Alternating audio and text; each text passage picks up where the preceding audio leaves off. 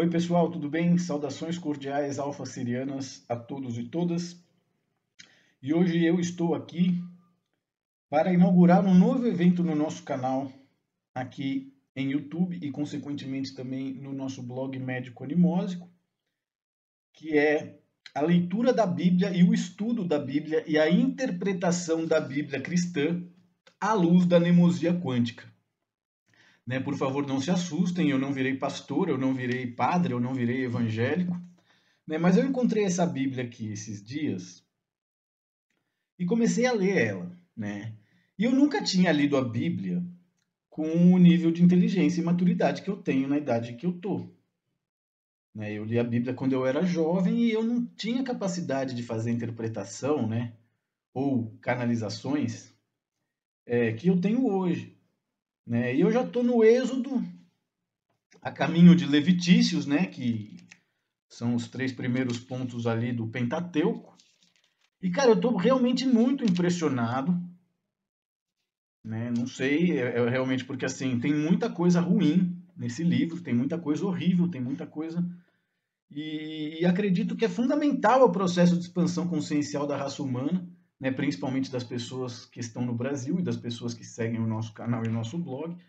Né? Acredito que seja fundamental a gente fazer essa leitura, o que vai dar muito pano para manga, porque esse é um livro enorme, então, assim, eu estou inaugurando hoje aqui os nossos estudos bíblicos sem ter a menor ideia do quando ele vai terminar. Né? Mas eu gostaria de inaugurar isso hoje aqui, começando por Gênesis. Não sei até onde a gente vai chegar, porque eu não quero ficar também enchendo o saco, fazendo leituras muito compridas. Mas como eu fiquei ali no Êxodo, eu fiquei bastante impressionado com as histórias, né? Ou seja, no Gênesis também, todo o esquema poligâmico, todo o esquema endogâmico, todo o esquema incestuoso que, em teoria, estaria por detrás da nossa criação. E um detalhe interessante também que eu senti muito forte, né? É que a Bíblia é um livro escrito em código, justamente para esconder ou maquiar melhor o passado canibal da raça humana, né? Que diz respeito à nossa realidade indígena, que diz respeito a todos, né? O que é o canibalismo, né? Esse negócio de comer carne humana. Ele é o resultado da loucura genética criada por relações incestuosas, por relações polígamas, endogâmicas, entre outras coisas que a Bíblia está cheio. Né? E mesmo eu já tendo feito leitura da Bíblia, já na época da catequese, da qual eu fui expulso quando tinha 9 anos de idade, eu me lembro que eu fiz uma leitura, mas sem a capacidade de interpretação que eu tenho hoje. Né? Então, acho que é muito importante para as pessoas que seguem o nosso canal terem uma interpretação da Bíblia à luz da mnemosia quântica.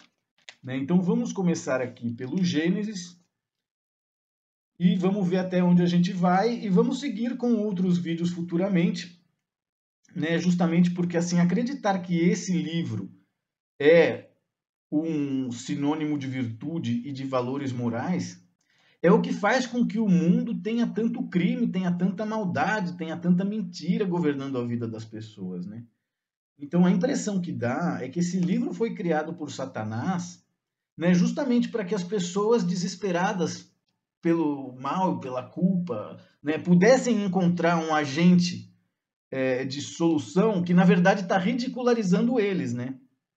Mas, enfim, vamos ler o Gênesis, que diz respeito justamente às origens do mundo e da humanidade, né? Da criação ao dilúvio. Dilúvio, para quem não sabe, né, diz respeito à destruição da humanidade por Deus. Né? Mas primeiro Deus teria que ter criado a humanidade e também a realidade, o que o livro nos conta que aconteceu em uma obra de 6 dias. Lembrando que, do ponto de vista numerológico, o número 6 representa a morte. O número 6, né, tanto que o 666 é o número da besta. Né? Então é interessante que que a obra, que a nossa realidade tenha sido feita em 6 dias. Né? Então este relato ele procura contar as origens do céu e da terra, ele é uma cosmogonia, que se pode qualificar de antropogonia, enquanto o segundo relato fala essencialmente da formação do homem e da mulher. Este relato pretende oferecer uma visão completa da origem dos seres segundo um planeta refletido. Né? Então, veja, refletido. Tudo vem à existência sob a ordem de Deus e tudo é criado segundo uma ordem crescente de dignidade. Deus é anterior à criação e todos os seres dele receberam o dom da existência ou da vida. Somente o homem e a mulher é que foram criados à sua imagem e semelhança. Então veja, no princípio Deus criou o céu e a terra.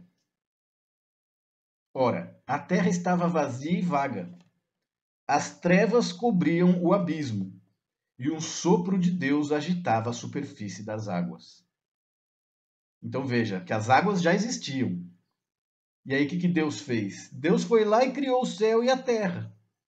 Né? Então, e talvez aí a ciência né, nos afirma que toda a vida vem da água. Né? Então a água já existia, aí Deus foi lá e criou o céu e a terra. Porém a terra estava vazia e não havia luz, porque as trevas cobriam o abismo. Então veja, água, abismo, aí ele vem e cria o céu e a terra. Né? Porém a terra vazia. E tudo sem luz. Aí Deus disse, haja luz, e houve luz. Deus viu que a luz era boa, e aí Deus separou a luz das trevas. Então veja aqui, a luz foi criada depois das trevas, as trevas já existiam. E aí criou-se a luz. Deus chamou a luz dia e as trevas noite. Houve uma tarde e uma manhã. Esse foi o primeiro dia. Logo Deus disse, haja um firmamento no meio das águas, e que ele separe as águas das águas. E assim se fez. Né? Então, firmamento, para quem não sabe, é o céu. Né? Que no caso aqui se trata justamente da abóboda aparente do céu, que era para os antigos semitas uma cúpula sólida, mas também uma tenda armada, retendo as águas superiores por suas aberturas. Por elas Deus faz vir sobre a terra a chuva e a neve, e faz jorrar também o dilúvio. Então, quer dizer, aqui a gente já tem um indício da terra plana, né? A abóboda celeste. E aqui também falando que existem águas no céu, né? Que a água não seria original aqui do nosso planeta. Então Deus disse, haja um firmamento no meio das águas e que ele separe as águas das águas, né? Certamente as águas da terra das águas do céu, e assim se fez. Deus fez o firmamento que separou as águas, que estão sob o firmamento das águas, que estão acima do firmamento. E Deus, então veja só que interessante, né? Por quê? Porque existem dois firmamentos. Deus criou um, mas já existia o outro, que era o firmamento das águas, que estão acima do firmamento. E aí ele chamou o firmamento céu. Né? Então quer dizer, isso que a gente vê e chama de céu, que tem as estrelas e não sei o quê, né, pode ser interpretado como uma tampa. Né? Justamente porque depois disso tem água. Chamou o firmamento céu. Houve uma tarde e uma manhã. Esse foi o segundo dia. Deus disse que as águas que estão sob o céu, então veja, sob e embaixo, né, que as águas que estão abaixo do céu se reúnam num só lugar e que apareça o continente, e assim se fez. Porém, aqui tem uma contradição, né, porque ele está acabando de dizer que apareça o continente, porém aqui no início, né, está aqui escrito, no princípio Deus criou o céu e a terra. Né? Então, assim, ele já tinha criado a terra. Ele já tinha criado a terra. E aqui, que as águas que estão sob o céu se reúnam num só lugar e que apareça o continente.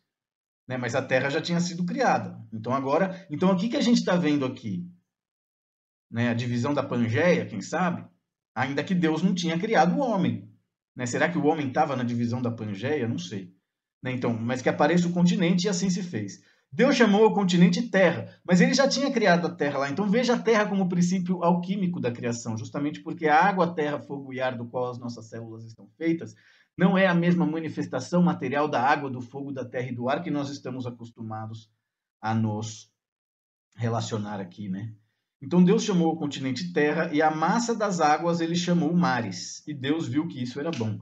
Então perceba como, né, parece que Deus é um mago e ele vai dando nome às coisas. Inclusive a palavra abracadabra, né, a tradução do arameu, sei lá de que idioma árabe que é, né, a palavra abracadabra ela quer dizer eu vou criar, né, I will create when I speak. né? Eu vou criar quando eu falar. Então veja como Deus disse, né? Deus disse que as águas que estão sobre o céu, Deus disse que a terra verdeje, Deus disse que haja luz, né? Então vamos seguir aqui com a leitura justamente porque a gente pode fazer uma interpretação interessante disso, né? Porque para a maioria das pessoas Deus é o criador de tudo, quando na verdade a gente está falando da criação da nossa realidade e do como nós estamos, digamos assim, encadeados, né? Aprisionados baixo diferentes formas de céus e firmamentos. Né? Então Deus disse que a terra verdeje de verdura, ervas que têm semente e árvores frutíferas que dê sobre a terra, segundo sua espécie, frutos contendo sua semente, e assim se fez. Aqui tem um detalhe interessante que eu grifei, porque ele diz assim que a terra verdeje de verdura. E assim, do ponto de vista quântico, né, toda a realidade material física ela está feita de cores, formas geométricas, números e princípios energéticos e também princípios primordiais, né? Então, quando ele diz aqui que a terra verdeja de verdura, eu não sei se ele está falando de verdura, alimento, ou se ele está falando da cor verde, que é a cor do Anahata Chakra, né, que é o que nos conecta com a realidade desde uma perspectiva sentimental, né, o cérebro do corpo mental seria o Cardiochakra, né? Então, assim, verdejo de verdura pode estar relacionando com a cor verde, né? Então, ervas que deem árvores frutíferas, e assim se fez. A terra produziu verdura, ervas que dão sementes segundo sua espécie, árvores que dão segundo sua espécie frutos contendo suas sementes, e Deus viu que isso era bom. Houve uma tarde e uma manhã, e esse foi o terceiro dia. Agora, olha que interessante. Deus disse que haja luzeiros no firmamento do céu para separar o dia e a noite. Então veja, Deus já tinha criado a luz, né? Faça-se a luz, e a luz se fez. Mas agora ele está criando luzeiros, né? O que seriam luzeiros? Né? Lampiões, lanternas, luzeiros. Que hajam luzeiros no firmamento do céu para separar o dia e a noite. Que eles sirvam de sinais tanto para as festas como para os dias e os anos. Então aqui a gente já está tendo um testemunho da criação do tempo, né? Que os luzeiros, quem seriam os luzeiros? Né? O Sol e a Lua, e as estrelas, certamente. E que eles sirvam de sinais tanto para as festas quanto os dias e os anos. Então, assim, aqui ele já estava criando uma forma para que nós possamos contar o tempo. Que sejam luzeiros no firmamento do céu para iluminar a terra, e assim se fez. Deus fez os dois luzeiros maiores, o grande luzeiro como poder do dia e o pequeno luzeiro como poder da noite, e as estrelas. Deus os colocou no firmamento do céu para iluminar a terra, para comandar o dia e a noite, para separar a luz e as trevas. E Deus viu que isso era bom. Houve uma tarde e uma manhã, e este foi o quarto dia. Deus disse: fervilhem as águas um fervilhar de seres vivos, e que as aves voem acima da terra sob o firmamento do céu, e assim se fez. Então aqui a gente talvez esteja testemunhando o primeiro ritual de sacrifício, né? Porque ele está falando fervilhem as águas e um fervilhar de seres vivos. Né? Então, o que o cara fez? O cara fervilhou as águas. Né? Então, ele certamente sacrificou, matou todos os seres vivos através da fervura e logo as aves voando acima da terra sob o firmamento do céu, e assim se fez. Então, esta parte de fervilhar as águas, um fervilhar de seres vivos, é um dado interessante, né? Já indicando aí alguma forma de macro sacrifício de seres aquáticos, né? E depois logo aves voando no firmamento. E isso é uma coisa interessante da Bíblia, porque a Bíblia às vezes ela faz uma afirmação absurda e depois já muda de assunto completamente sem dar explicação para aquilo. Deus criou as grandes serpentes do mar e todos os seres vivos que rastejam e que fervilham nas águas segundo a sua espécie, e as aves aladas segundo a sua espécie. E Deus viu que isso era bom. Deus os abençoou e disse: sede fecundos, multiplicai-vos, enchei a água dos mares e que as aves se multipliquem sobre a terra. Houve uma tarde e uma manhã. Esse foi o quinto dia. Deus disse que a terra produza seres vivos segundo sua espécie, animais domésticos, répteis e feras segundo a sua espécie, e assim se fez. Deus fez as feras segundo sua espécie, os animais domésticos segundo sua espécie, e todos os répteis do solo segundo sua espécie. E Deus viu que isso era bom. Agora olha que coisa interessante, porque agora Deus vai criar o homem. Então tudo que ele fez na criação, ele fez segundo uma própria espécie. né? Sejam as feras, sejam os répteis, os animais domésticos, etc. Logo Deus disse: façamos o homem à nossa imagem, como nossa semelhança, e que eles dominem os peixes do mar, as aves do céu, os animais domésticos, todas as feras e todos os répteis que rastejam sobre a terra. Deus criou o homem à sua imagem, a imagem de Deus ele o criou. Homem e mulher ele os criou. Então aqui a gente tem mais um código interessante, né? Justamente por quê? Porque Deus criou o homem, né? Então toda a criação é original de uma determinada espécie, né? Da onde vêm essas espécies? Né? Se Deus criou tudo, de onde essas espécies teriam surgido? Né? Aí, na hora de criar o homem, ele cria a sua imagem, né? E semelhança. Em teoria, um ser divino. Então, a imagem de Deus, ele criou o homem. Aí ele diz: homem e mulher, ele os criou. Porém, a mulher não foi criada por Deus, como nós vamos ver através desse elemento alquímico, que aqui está representado como barro. O barro, o que é? É o resultado da união entre água, fogo, terra e ar. Né? Então é curioso, porque tudo tem uma determinada origem, tudo tem uma determinada espécie. Mas o homem foi criado à imagem e semelhança de Deus. Então, Deus criou o homem à sua imagem, a imagem de Deus ele o criou. Homem e mulher ele o criou, mas a mulher não foi criada à imagem de Deus. Olha que coisa interessante. A mulher, no caso Eva, seria uma nova genética, né, para impedir que o que em teoria aconteceu com Lilith, que foi a primeira esposa de Adão segundo os cabalistas, né, que não quis mais ficar com Adão e preferiu ir copular com os demônios na floresta. Ela não queria obedecer. Então Deus teve que fazer uma esposa, e a Bíblia cristã não aborda isso. Né? Isso está no Talmud, isso está na Torá, isso está nos livros da Cabala.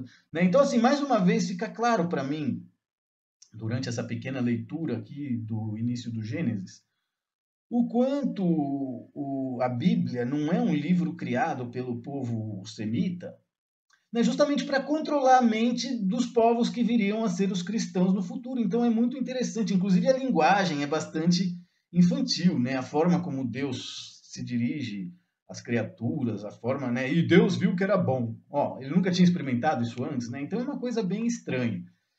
Mas enfim, criou o homem à sua imagem e a mulher e o homem ele criou, né? A mulher, no caso Eva, a imagem de Adão, através da sua costela.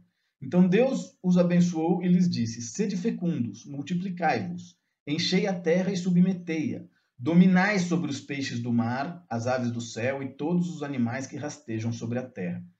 Deus disse: eu vos dou todas as ervas que dão semente, que estão sobre toda a superfície da terra, e todas as árvores que dão fruto, que dão semente. Isso será o vosso alimento. A todas as feras, a todas as aves do céu, a tudo que rasteja sobre a terra e que é animado de vida, eu dou como alimento toda a verdura das plantas. E assim se fez. Deus viu que tinha, Deus viu tudo o que tinha feito e era muito bom. Houve uma tarde e uma manhã. Esse foi o sexto dia. Assim foram concluídos o céu e a terra, com todo o seu exército. Não, assim foram concluídos o céu e a terra com todo o seu exército. Né? Então não é um exército de Deus, é toda a criação é um exército de Deus. Né? Então assim foram concluídos o céu e a terra com todo o seu exército. Né? O que seria esse exército? De água, minério, minério, planta, planta, animal, animal, ser humano.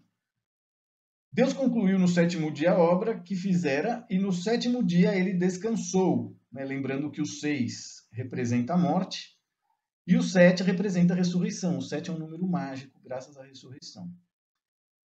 Então descansou no sétimo dia, depois de toda a obra que fizera. Deus abençoou o sétimo dia e o santificou, pois nele descansou depois de toda a sua obra de criação. Essa é a história do céu e da terra quando foram criados. Então, quer dizer, nessa parte do Gênesis, fica bastante claro que já existia alguma coisa que esse Deus, no caso, tratou de separar e criar baseado nisso que já existia. Agora vamos à formação do homem e da mulher. Depois acredito que podemos finalizar e voltaremos a qualquer momento com outros vídeos interpretando a Bíblia à luz da mnemosia quântica. Então vamos lá, formação do homem e da mulher. No tempo em que Yahvé Deus fez a terra e o céu, não havia ainda nenhum arbusto dos campos sobre a terra e nenhuma erva dos campos tinha ainda crescido, porque Yahvé Deus não tinha feito chover sobre a terra e não havia homem para cultivar o solo. Entretanto, um manancial subia da terra e regava toda a superfície do solo. Então Yahvé Deus modelou o homem com argila do solo. Para quem não sabe, argila é barro.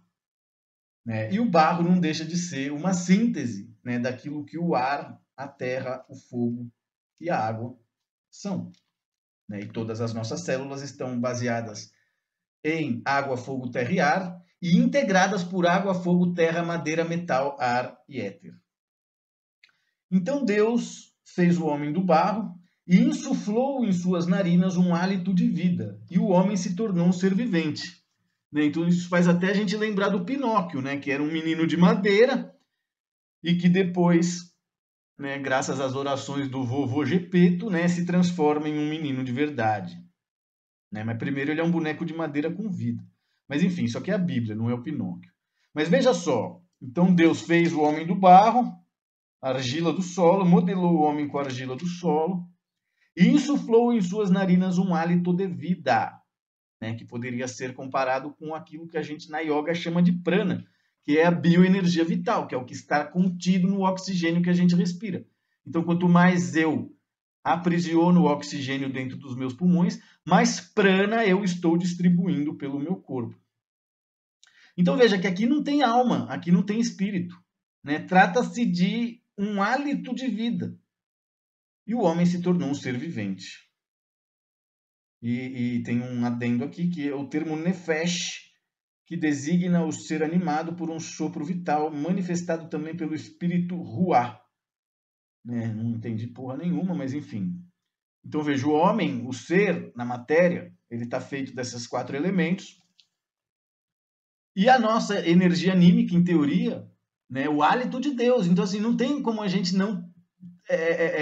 se é o hálito de Deus que anima os nossos corpos físicos, não tem como a gente não ter a energia desse ser dentro de nós. Mas sigamos. Yahvé Deus plantou um jardim em Éden, no Oriente, e aí colocou o homem que modelou nesse jardim. Yahvé Deus fez crescer do solo toda espécie de árvores formosas de ver e boas de comer.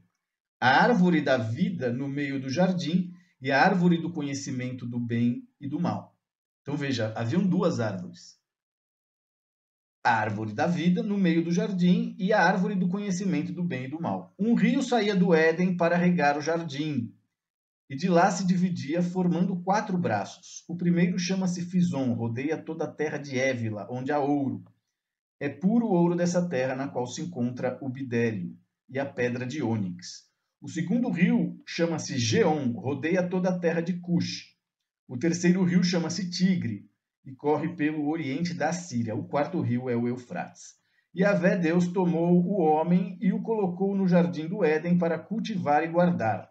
Então, aqui é interessante, porque Deus coloca o homem no jardim do Éden para cultivar e guardar esse homem. Né? Então, isso dá uma impressão de experimento de ficção científica. Né? Então, estava lá, cultivando o homem e guardando ele. E Yahvé Deus deu ao homem um mandamento. Você pode comer de todas as árvores do jardim, mas da árvore do conhecimento do bem e do mal não comerás, porque no dia em que dela você comer, terá que morrer. Então, veja, apenas uma árvore estava proibido comer. Né? Então, ele não podia comer da árvore do conhecimento do bem e do mal. Agora, eu me pergunto, se ao comer da árvore do conhecimento do bem e do mal, e depois comer do árvore do conhecimento da vida, ele não é poupado da própria morte, né? Mas a Bíblia ela não responde questionamento, ela só faz afirmações. Yahvé, Deus disse, não é bom que o homem esteja só. Vou fazer uma auxiliar que lhe corresponda. Yahvé, Deus, modelou então do solo todas as feras selvagens e todas as aves do céu e as conduziu ao homem para ver como ele as chamaria. Cada qual devia levar o nome que o homem lhe desse. O homem deu nome a todos os animais, às aves do céu e a todas as feras selvagens. Mas para o homem não encontrou auxiliar que lhe correspondesse. Então veja que antes de criar a mulher, Deus criou todos os animais e colocou Adão para ficar dando nome para esses animais. Né? Me parece uma coisa interessante. E enquanto ele estava dando nome para esses animais, ele chegou à conclusão de que, né, Yahvé, Deus disse, não é bom que o homem esteja só. Vou fazer uma auxiliar que lhe corresponda. Yahvé, Deus modelou então do solo todas as feras selvagens e a conduziu ao homem para ver como ele as chamaria. O homem deu nome a todos os animais, às aves do céu e a todas as feras selvagens, mas para o homem não encontrou auxiliar que lhe correspondesse. Então Yahvé Deus fez cair um torpor sobre o homem. O que é um torpor? É uma anestesia, ele dopou Adão. Yahvé Deus fez cair um torpor sobre o homem e Adão dormiu. Deus tomou uma de suas costelas e fez crescer carne em seu lugar. Depois da costela que tirara do homem, Yahvé Deus modelou uma mulher e a trouxe ao homem. É interessante, porque aqui não fala que a mulher foi modelada do barro. Né? Ele adormeceu o cara, tirou um pedaço dele e modelou da costela. Né? Então, enquanto o homem vem do barro, a mulher vem do osso. Interessante.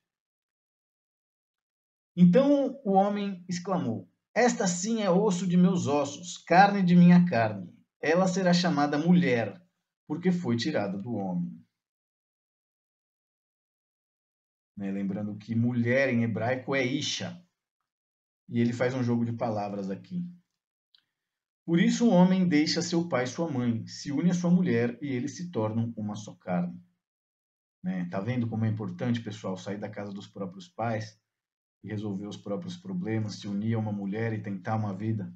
Né? Se bem que todos esses códigos que a Bíblia programou a maioria das pessoas, hoje em dia já estão completamente desprogramados, principalmente da geração milênio, né? Por isso, um homem deixa seu pai e sua mãe, se une à sua mulher, e eles se tornam uma só carne. Ora, os dois estavam nus, o homem e sua mulher, e eles não se envergonhavam. Agora, vamos ao relato do paraíso. E uma vez feito o relato do paraíso, nós vamos finalizar, prometendo voltar para falar de Caim e Abel futuramente. Então, no relato do paraíso, a serpente era o mais astuto de todos os animais dos campos que Yahvé, Deus, tinha feito. Né? Então, aqui ele está falando que Deus tinha feito, inclusive, a serpente. Então, porra, o cara já sabia tudo. Né? E quando a gente chega lá no Êxodo, a gente começa a ver o quanto Deus era completamente narcisista, malucão, né? Porque ao mesmo tempo que ele... Ai, vamos seguir aqui, vai. Mas é um Deus problemático, né? Não é à toa que ele faz psicoterapia todas as quartas-feiras através da nemosia quântica. A serpente era o mais astuto de todos os animais dos campos que Yahvé, Deus, tinha feito. Ela disse à mulher, então Deus disse, vós não podeis comer de todas as árvores do jardim? A mulher respondeu à serpente, nós podemos comer do fruto das árvores do jardim, mas do fruto da árvore que está no meio do jardim, Deus disse não. Dele não comereis, nele não tocareis, sob pena de morte. A serpente disse então à mulher, não morrereis, mas Deus sabe que no dia em que dele comerdes, vossos olhos se abrirão, e vós sereis como deuses, versados no bem e no mal. Né? Então veja, os deuses são versados no bem e no mal. Né? Se o homem foi criado à imagem e semelhança de Deus, em teoria também somos versados no bem e no mal. Né? Então isso só aumenta a minha impressão de que Deus contratou a serpente para que as coisas fossem dessa maneira, né? Mas dentro de uma perspectiva de culpa, onde Adão tivesse que se arrepender através de toda a genealogia dele, né? E o que é interessante, o homem foi feito à imagem e semelhança de Deus. A mulher foi feita à imagem e semelhança do homem através da costela, né? Então, a mulher viu que a árvore era boa ao apetite e formosa à vista, e que essa árvore era desejável para adquirir discernimento.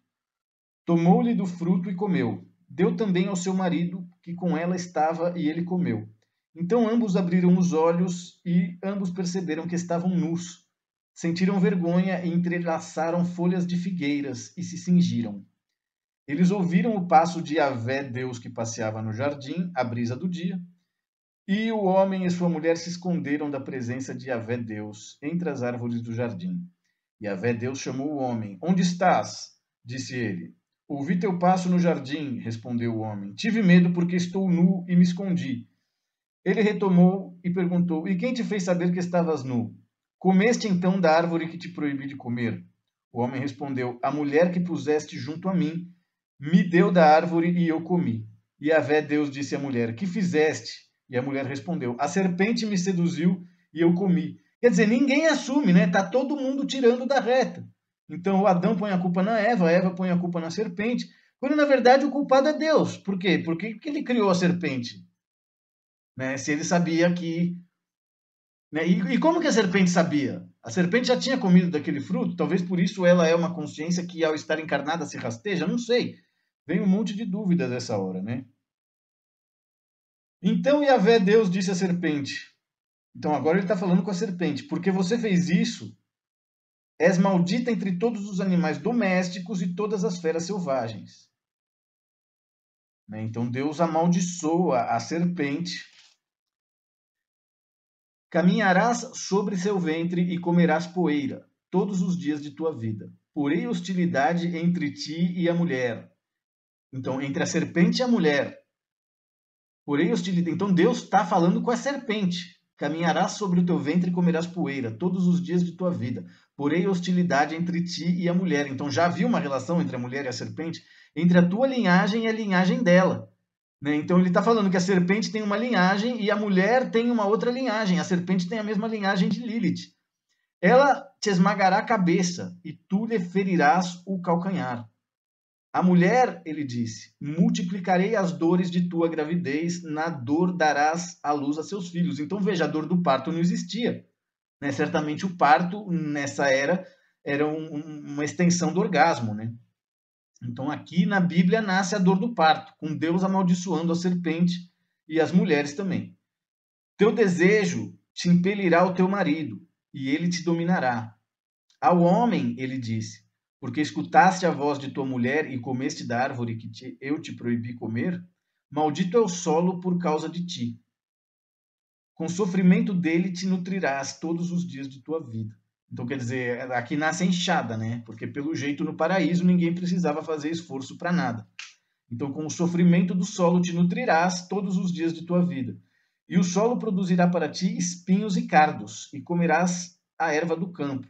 Com o suor do teu rosto comerá o teu pão, até que retorne ao solo, pois dele foste tirado, pois tu és pó e ao pó retornarás. Então veja, a criação do homem parece já ter um destino premeditado. Né? Tu és pó e ao pó retornarás. Né? O homem não foi feito de argila? E o que acontece com a gente quando o corpo morre?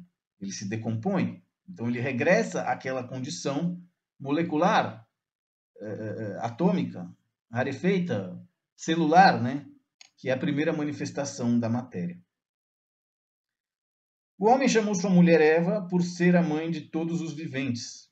Yahvé Deus fez para o homem e sua mulher túnicas de pele e os vestiu. Depois disse Yahvé Deus, se o homem já é como um de nós, versado no conhecimento do bem e do mal, que agora ele não estenda a mão e colha também da árvore da vida. Então veja, como a árvore da vida podia ter evitado tudo isso. Né? Por quê? Porque com a árvore da vida, o fruto da árvore da vida, ele come e vive para sempre. Então olha que sacanagem que Yahvé fez. Se o homem já é comum de nós, versado no conhecimento do bem e do mal, que agora ele não estenda a mão e colha também da árvore da vida, e coma e viva para sempre. Então Deus está aqui criando e impondo a morte a Adão, impedindo ele de comer a árvore da vida, então está castigando ele, né? E Yahvé tem um caráter bastante sádico, ele gosta de fazer os outros sofrerem, né? Principalmente os que não concordam com ele. E Yahvé Deus os expulsou do jardim do Éden para cultivar o solo de onde fora tirado. Então veja, o jardim do Éden não precisava cultivar nada. Agora ele vai, né? Mas lembra que a terra era vazia. Ele precisava de quem cultivasse a terra. Não tinha. E criou toda essa história para fazer com que o Adão aceitasse fazer isso. Porque se ele não tivesse criado essa mentira toda, essa sacanagem toda com a serpente, eu acho que eles combinaram, Adão não teria o porquê sair do paraíso. Né? Então ele criou uma forma de expulsar Adão do paraíso justamente por quê? Porque ele precisava de agricultores. Né? Baniu o homem e colocou o homem diante do jardim do Éden. Colocou ali os querubins e a chama da espada fulgurante para guardar o caminho da árvore da vida. Então, quer dizer, fudeu a vida do cara. Né? Então, o que a história está contando aqui? Que se ele comesse o fruto da árvore da vida, venceria a morte. Mas Deus não quis. Né? Vai lá plantar. Vai plantar batata. Puta merda, né? Bom, pessoal, estamos aqui já há 36 minutos e 20 segundos. Espero que vocês tenham gostado da inauguração do nosso novo projeto. Pesquisas Bíblicas com Rui Mendes. Ainda não sei se o nome vai ser esse, né? Mas eu estava aqui chocado com as coisas que eu estava lendo no Êxito e resolvi fazer isso. Espero que isso possa movimentar a nossa audiência, trazer novos seguidores para o nosso canal. Peço que vocês colaborem, não deixe de inscrever-se, ativar o sininho e compartilhar com a sua família todo o nosso conteúdo. E assim que possível regressaremos aqui para dar continuidade aos estudos da Bíblia, né? E no nosso próximo encontro certamente falaremos sobre Caim e Abel, os filhos de Adão e Eva que mataram um o outro, ok? Não sei quando voltarei, mas enfim, aqui estaremos. Deixe aí nos seus comentários, lembre-se, né, de comentar qualquer coisa, justamente porque qualquer coisa que você comenta, o algoritmo faz aquelas coisas lá, e assim, né, a gente segue divulgando o nosso conhecimento. Espero que tenham gostado da interpretação da Bíblia à luz da nemosia quântica, e pode ter certeza que quando chegarmos em Êxodos, teremos coisas muito mais gritantes para questionar se esse livro realmente é um livro sagrado ou não é uma peça de magia negra feita para lavar o cérebro da raça humana, disfarçado de livro sagrado. Enfim, um beijo, um abraço a todos, muito obrigado, seguiremos em contato e trabalhando.